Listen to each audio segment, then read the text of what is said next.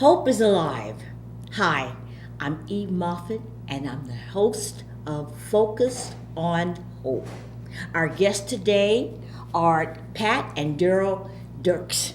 Hi, guys. Howdy. Yes. Good to see you again. Yes, it's a pleasure to have you back. Thank you. Yes, and you are the founders of the Rising Hope Food Pantry. Yes. Yes, founders the proper word? Directors is what they call. Okay. Yes. Tell us about it. Well, we're in partnership through our church, which is Cottonwood Christian Assembly. And a few years ago, about 3 now, we approached our pastor and said, we know that there were a lot of hungry people in the valley. And could we just have 2 cabinets and a table one afternoon a week to serve those people? And he reminds us of that every once in a while now, because we need more than 2 white cabinets now to store our food in. Yeah. Tell me, how did you come to this decision that you would help people with food? Well, both of us are farm kids. We grew up large gardens, preserving food, and that's just a gift of life. And when our children were growing up, we raised large commercial gardens, and they sold farmers market. They kind of learned to deal with the public that way. And we've always loved it. And our specific reason for wanting the pantry at the church here is the location of the church on Mingus Avenue by the post office. There are a lot of low-income housing around. Yes. And you'd see typically the little lady in the middle of summer with her 2-wheel cart pulling groceries home, 110 degrees. It's like, that's not right. That's not right. We should have a place where they could get food that's closer. Some of them would go a distance to other pantries. They had no transportation. So that kind of was the root of it. We need to serve these people. Yes. The conversation that you had between yourselves to when you came to the decision, what was that like? Well, we're both retired school people. Okay. We both have taught school. We've worked with the public all our lives, worked with children and families of children with disabilities. And so we know that families struggle sometimes, and it isn't always easy. And we know sometimes it's food related. It's a hidden problem, and we knew that just by experience. And then our background, wanting to help people and seeing people come to the farmers markets when we were selling there, we knew that we could be a force in helping people get food. And so we just thought we were a match, the 2 of us together. And what we found is it isn't just the 2 of us. We've had over 400 different volunteers in the 2.5 years that we've been open. They don't all come back. Sometimes they come one time.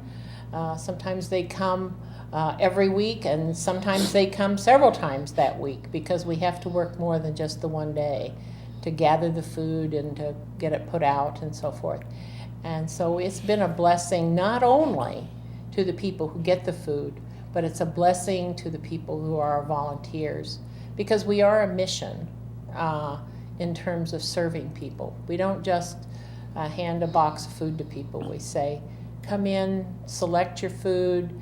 How else can we help you today? We become friends with people who come in to get our food that we give out. That's good. That's very good. Well, we work at the names. We do that with the registration. We get a little cheat sheet, if you will, that has their name and the number and the family. And so as we walk along shopping with them, we can say, how are you today, Eve, and so forth. And that kind of lowers the barriers between, we're just people helping each other. And many of our volunteers also receive food. So that helps a whole lot. 24 of our volunteers we now call centurions. They have volunteered over 100 times. Oh, wow. And that's a lot of service, 100 days volunteering in the pantry. Yeah. Um, we covered where you get your food. Tell me how many people you serve. Tell me about the first week. Well, we started April 10th of 2012, opened the pantry, and we had 28 families come that day and 2 more later that week. So we served 30 families. Last Tuesday we served 356. The week before, 376. So we're pushing 400 now.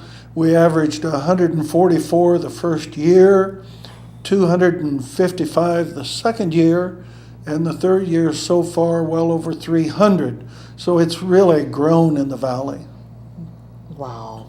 That's a lot of people. Well, it's a lot of food. We give out almost 50 pounds average per family. Smaller families get less food, larger families get more food. But we will give out over 1 million pounds this year based on what we're doing so far. If you do $1 a pound, which is probably a low price for a grocery store, that's a $1 million project. Wow. You know, a lot of impact in the valley. And it's all volunteer and donated. That's the other thing that is God's blessing to this program. We work in affiliation with a food bank out of St. Mary's, out of Phoenix. What's the name of the food bank? It's called St. Mary's. Okay. And they are just a big distribution program.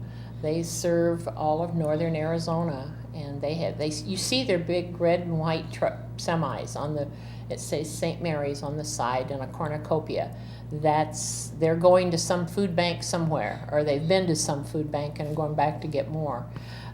We also get food from other food pantries that have too much of something and they want to share it with us.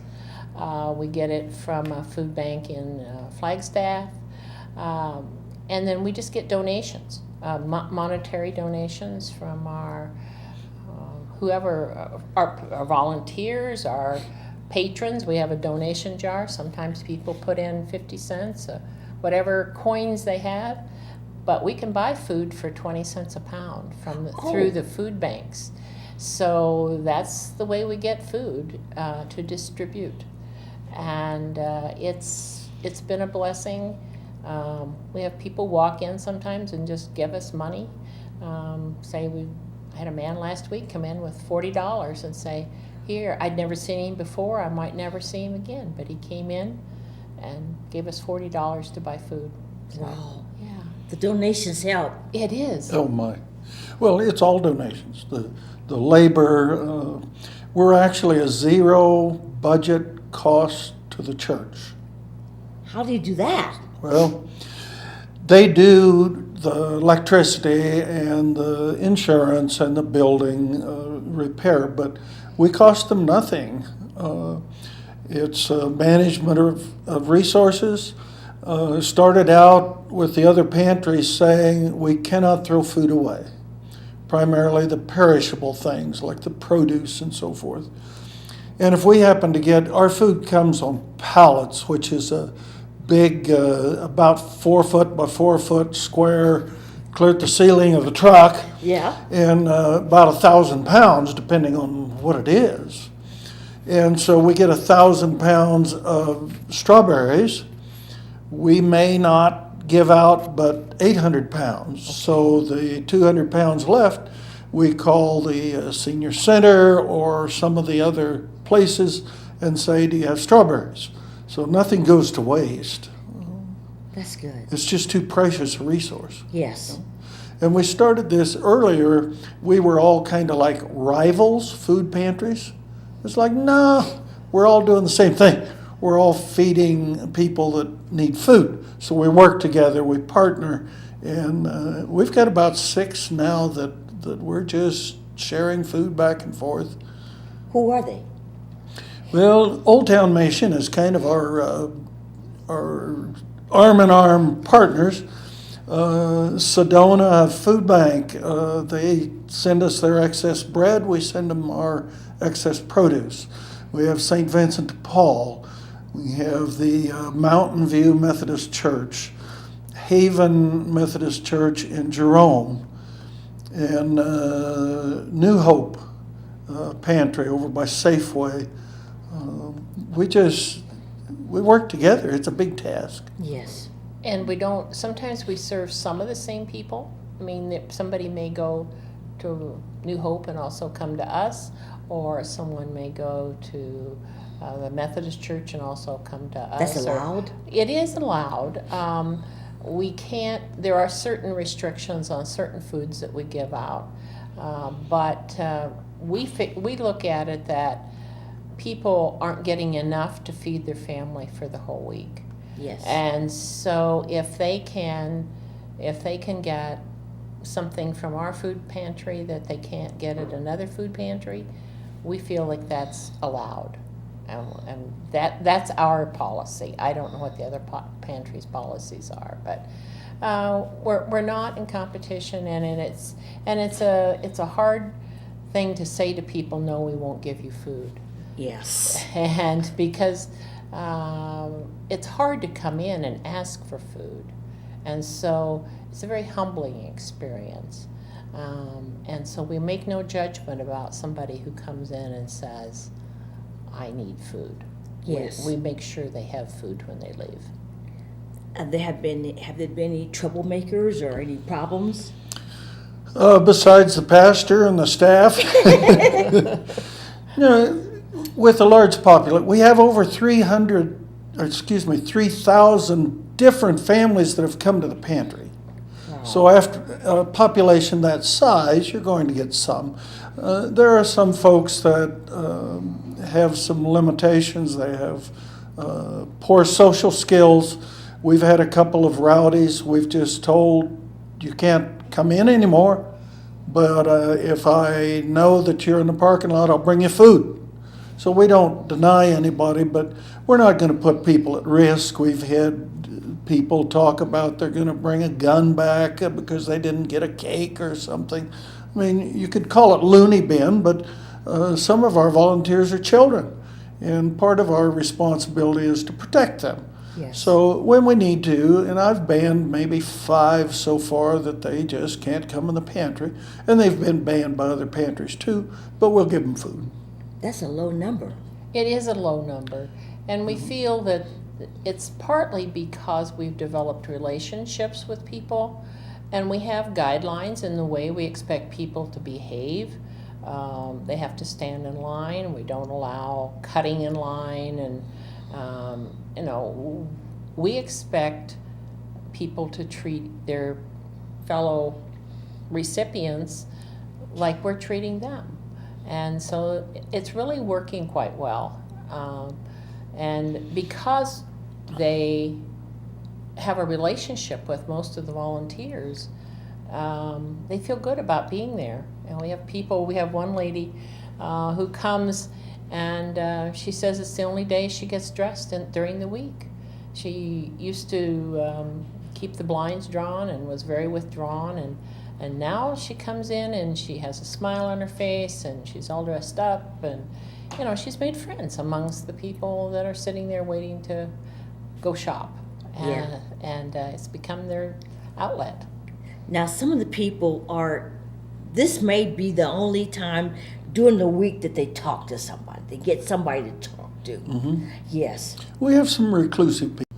And the one lady said, I got my hair done because this is pantry day. And that's a testimony. They felt so important that they came because they are important. We treat them important. I'd also like to mention the proxy system we have. There are a lot of folks in the valley that are transportation challenged. They either don't have a vehicle, or it's too far to walk, or it's too hot, or so forth. So we allow them to get a signature, a proxy of a neighbor, a friend, somebody who can come shop for them. And then they can take the food home that or have it delivered that way. We have quite a few people get food that way. There's one group home that they send a guy that's got a pickup, and he gets like 12 boxes of food for 12 different basically single people, but there are some couples in the retirement place. So we try to work at all those angles. Okay. We do not deliver, though. That is one Oh. thing we do as a food pantry. We don't take phone calls, and we get one almost every week, don't we, Darrell? Oh yeah. Somebody that wants us to deliver food to them, and we tell them that we just can't do that. We don't want to put a volunteer in that position to have to go to an unknown address. And but if they can find a friend or a neighbor to come get their food, we certainly will serve them. And we probably have at least one or two of those a week that come in to do that. Sign up somebody new. We've got a couple other programs too of feeding people besides giving them food. On our anniversary, the April 10th, and Easter, Thanksgiving, Christmas, Halloween now, we have a party on the Tuesday closest to that day. Okay. And we'll serve soup and sandwiches, a dessert, a drink of some kind, and so forth. And what touches your heart is they'll come once in a while. Somebody will say, "This is the first food I had in 2 days." And it's like, this really isn't that hard to prepare and do and be a little more tired for people that need food. There are very few resources for people to get food, not just to take home. Like Old Town Mission, 4 hot meal Monday, Wednesday, Thursday, Friday. Yeah. Picnic in the park Friday night. There's just not a lot of places to go. And the weekend's a long weekend for some folks. So we try to cater to that. We also work with some of these programs for, they call it backpack, where you give your little boxes of pudding and so forth. They get food during the week at school, but they have no food over the weekend. Yeah. So we like to save things and get them to the program for that. We've got another program where the church is doing a community outreach. They call it a rally, a church rally. And they go into a neighborhood somewhere close to the church. Once a month, we're having a party. They have skits, music. Last month we provided about 200 hot dogs, hamburgers, drinks, health bars, and so forth. And those are well attended. And we also distribute information about the food pantry, because it's held in neighborhoods within a mile radius of our church. Okay. So that's our target of what we like people to come. As Darrell said, that's one of the reasons we started where we are, is because we are centered in the area where there's a lot of population. But we also get people from surrounding communities. We don't want to be in competition with other food pantries in other towns or other locations, but sometimes somebody lives in Camp Verde and works in Cottonwood. So it makes more sense for them to stop by our food pantry on their lunch hour or whatever. But we have a lot of people who are from the Verde Valley. It isn't just Cottonwood. Tell you about another program we do on the holidays. We collect from time to time resources, clothing, toys, things like that. And you should see our storage areas. They're overflowing. But each Christmas, every child gets a gift. Every family gets a gift. Valentine's Day, everybody gets a box of chocolates. Wow. We accumulate these. Well, it's a special. A lot of our families just can't do extra things. One lady was talking, she was crying, and she says, "We weren't going to have Christmas." This was this last Christmas, because we didn't have enough money to pay our bills and buy gifts. And providing the gift to the parents, they could take it home and give it to their children. some of our charities, they give the gifts to the children, which kind of says the parents can't do that. We don't like that. We want the parents to do that. So we kind of work our programs that way, and they love to come in and shop. That's important. Yes. And we can use always extra volunteers for those extra times a year. In fact, I'm sorting right now at our house. I have we have pathways in our house right now. Consider 100 banana boxes stacked up on. But I've sorted the things that are, children's gifts, women's gifts, that sort of thing. And we'll store those, and then when it's Christmas time, about 3 or 4 weeks before Christmas, the shopper, when you come, you'll get a one-time opportunity to go into the Christmas room and pick out gifts for your family, for yourself and for your family. And it's been very popular, a very popular program. And again, it's all donated items that we're receiving. And we appreciate it, and the families appreciate it. Easter time, we did Easter baskets this year and Easter items. Oh. And people were crying because, again, they didn't have the extra money to go buy those items at the store to have Easter egg hunts at their house or Easter baskets for their children. And it was very popular, and it cost us nothing to do it other than the time. Yeah. And so it's, like I say, it's a mission. We love it. We love the people who come. We love our volunteers. You know that. You're one of our volunteers, and we love you. Not far from being a centurion yourself. Yeah. I'll tell you about George. Okay. One day, we were very short of volunteers, and we just didn't have anybody to take the baskets out with the food to the car and back. And Pat went over to the group sitting there. There may have been 50 or 60 sitting there, and said, "Is there anybody that could help us take the food out to the cars?" And George stood up, 80 years old, kind of a slight man, and he came, "I'll help." He has not missed a day since. He's there every day. We have a truck come in. When we set up the furniture, George is there. He's well into the centurion now himself. And he just does it because he wants to make a difference. He came for food, but he saw an opportunity to kind of help. And frankly, we've had some volunteers that we've asked to not volunteer. Well, they just didn't have the right skills. And what they would say to people was kind of hurtful or so. That's not what we want. We want a mission, a loving environment. And if some people don't have it naturally, have them unload the truck, Yeah. Yes, it's something for everybody to do. Yes. How many hours goes into this?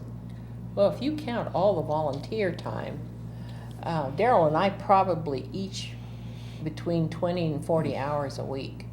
It's a full-time job. On Tuesday alone, Darrell gets there at 6, and we go home at 7 at night. Oh my goodness. And so it's that alone is, and then if you multiply it by the number of volunteers we have anywhere between, what, Darrell, 40 to 50? 40 to 50. On a regular basis on Tuesdays. Then on the days on Wednesdays and Fridays and Thursday when we get bread, we have other people who come and help unload, get it arranged, sort it. So I don't know how many hours. I haven't really tracked it all, but it has to be in the hundreds of hours each week that the food pantry, the Rising Hope Food Pantry, is donating back to the community. I would say 600 hours. I do a lot of paperwork, and I'm not looking for a pity party. It's just required when you deal with government food and so forth. You have to have your paperwork in order.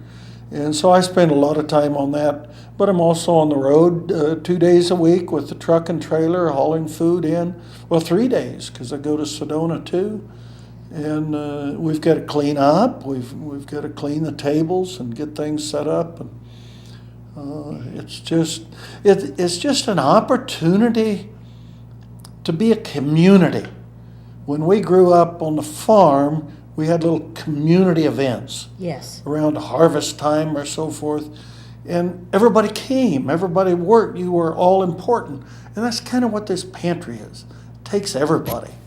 You know that. That's part of why you come. I know it is. Yes, it is. I mean, yes, you get maybe fresh strawberries or lettuce or whatever else we have that day, but you always come in with a smile on your face, and your hat. You always have a different hat every time you come in here, and people love that you are volunteering with them because you take your time to dress up. That shows to them that they're important to you and that you consider this job important. It's important. It is important. Tell you about my love letter I got Tuesday. Okay. A lady that I know kind of came in somewhat like shy and said, "Here," and off she went.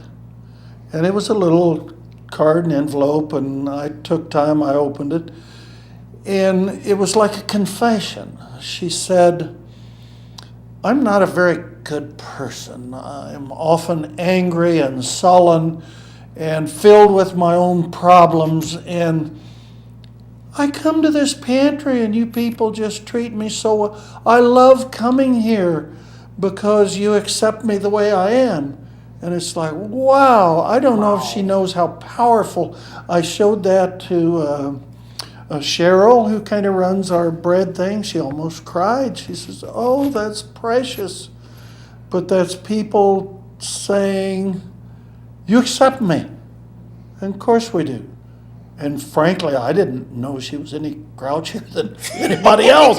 That's because you're grouchy. I have diabetes. I have a certificate that says I can be grouchy.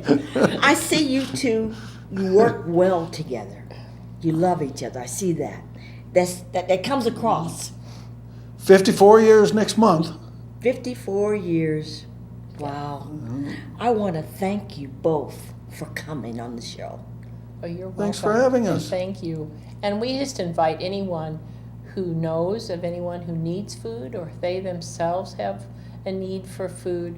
We're there on Tuesdays from, we open a little after 9 whenever we get the food unloaded, and we're open till 2, and then we shut the doors and kind of recuperate and restock, and then we're open again from 4 to 6, and that's on Tuesdays. Okay. And we're at 750 West Mingus Avenue. East. Thank you. Seven, that would be up in the mountain. So 750 East Mingus, right beside the post office. Okay. Well, I want to thank you again, and I want to thank you for watching.